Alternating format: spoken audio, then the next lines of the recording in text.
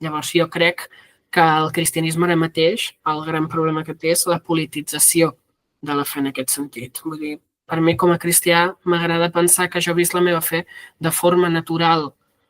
No es destria de la meva condició de ciutadà amb una tendència ideològica A o amb una tendència ideològica B, però m'agrada pensar això, que per una banda soc cristià i per l'altra banda també soc ciutadà. I és el que no estic veient ara mateix a nivell social.